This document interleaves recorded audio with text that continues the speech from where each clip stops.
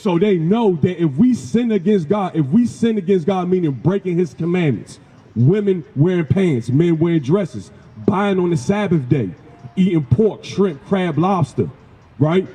Celebrating Christmas, going to church on Sunday, that's idolatry. These are sins against God. When we sin against God, he punishes us. That's right. Slavery was our punishment for disobeying God. That's right. That's why we suffer today. Right. That's why there's ghettos in America today. It's for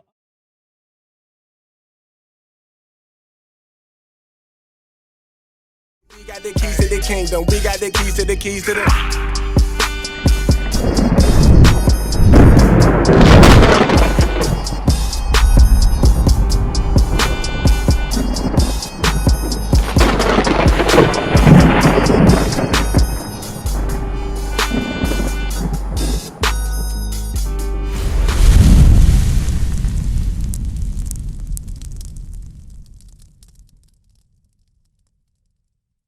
Kiana, so you asked what's the first step, right, to change?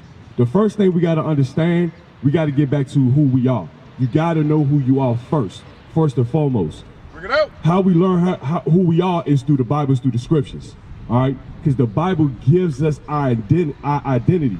That's what we don't have as a people collectively. We have no identity. We into any and everything. We Christians, we Muslims, we bad bees. You know what I'm saying? We want to be drill rappers.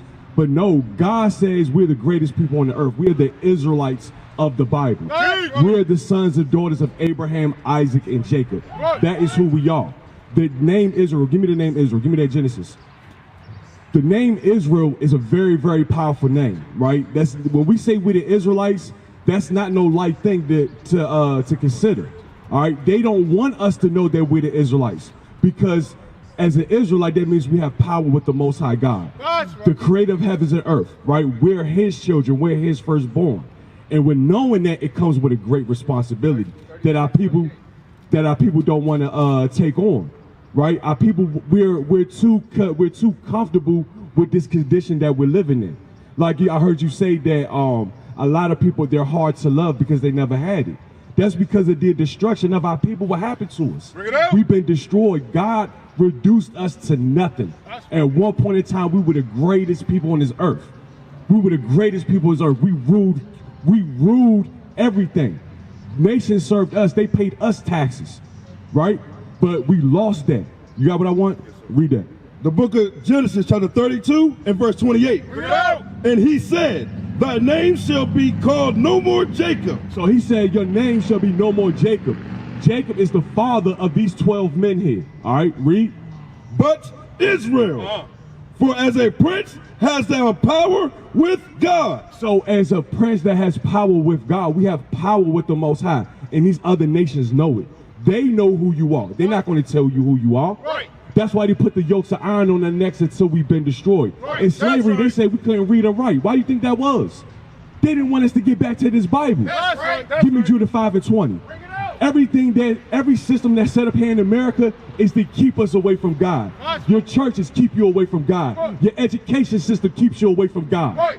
Your career fields, everything keeps you away from the Most High God and His Son Jesus the Christ.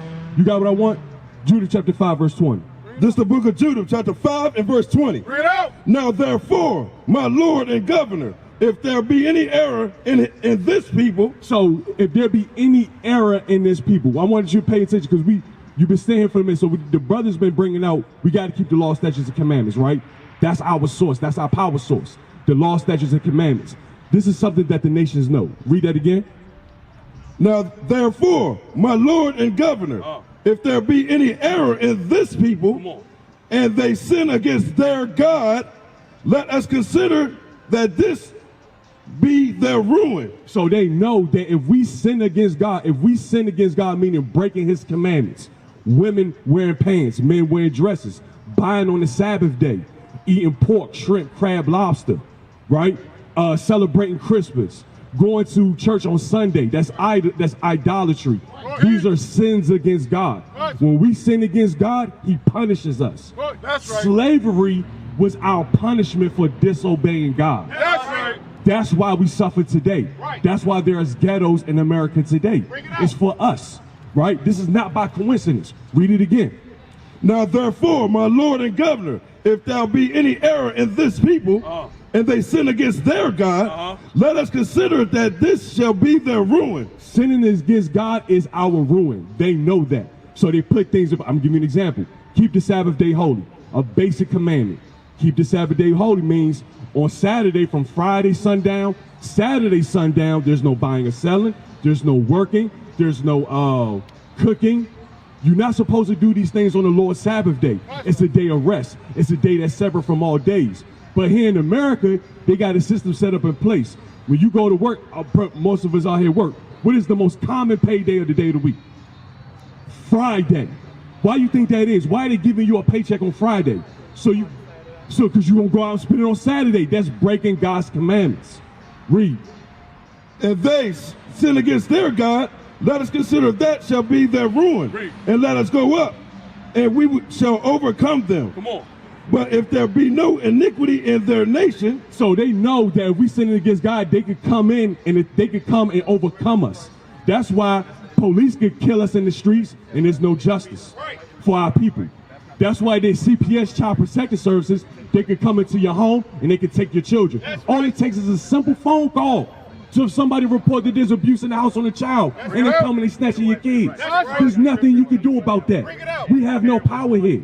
Our power is these commandments. And I'm showing you, I'm answering your question.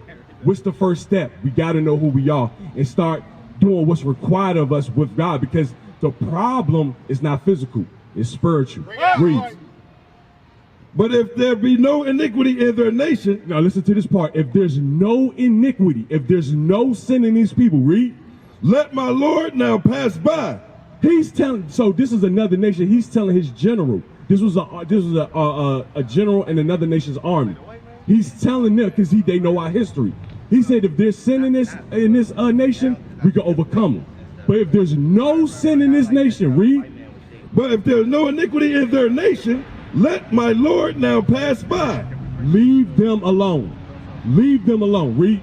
Lest their Lord defend them. What's going to happen? Lest their Lord defend them. God himself would defend us.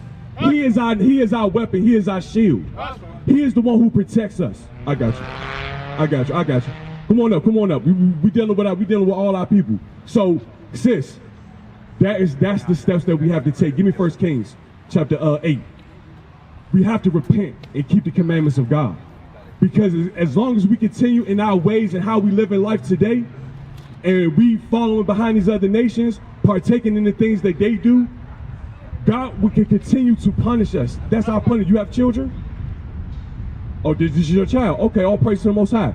So, if you gave her instructions in your household, right, and she goes against what you instructed her to do, there's consequences for that, right? We're the children of God. He is our Father. So, as a father, if he has disobedient children, what is he going to do? He's going to punish them. This is what this is right here. This is, let's get these, look closely to these. Look closely, load that up. Look at this. Look at this child. Look, she's being sold off. That's punishment from God. Look at these faces. Mourning, going through slavery, being whipped, cargo slave ships. My brother here got the whelps on his back from the bullwhip. This is punishment from God. Bring it out. We have to understand who we are as a people and come back and serve the one true God. Because once we're obedient, once we get out of timeout, God is coming back and he's bringing wrath on these nations. Don't think that they doing what they doing to us and then they're gonna get away with it. Judgment is coming. That's what Christ. That's the return of Christ. That's the day of doom that they talk about. The war of Armageddon. That's Christ coming down and he's laying flames to all this. But we got to get ourselves right. Just because we're an Israelite doesn't just give us a pass. There's things required of us, sis, that we have to get back to. You got what I want? Yes. The book of 1 Kings chapter 8 and verse 46.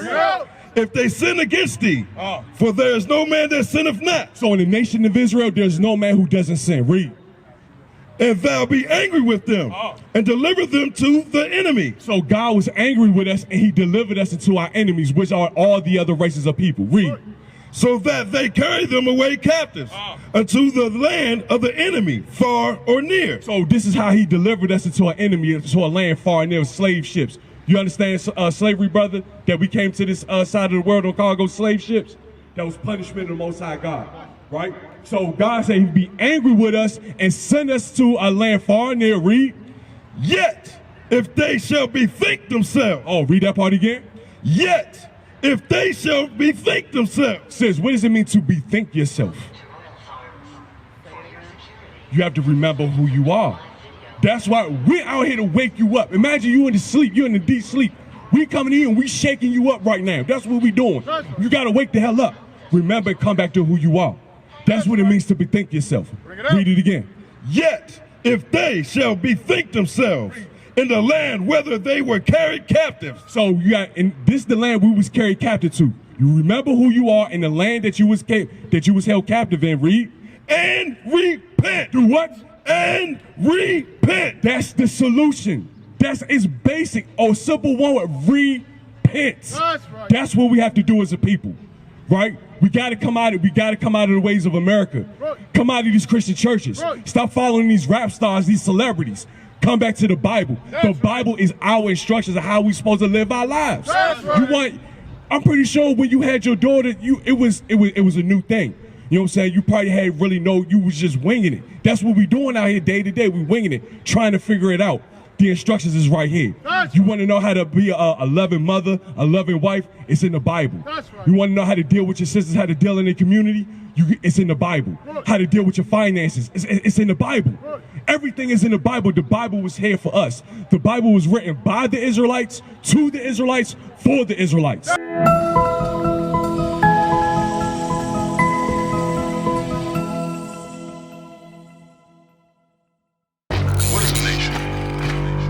Nation is family.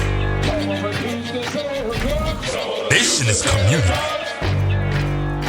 Nation is men leading by example. Nation is women's support.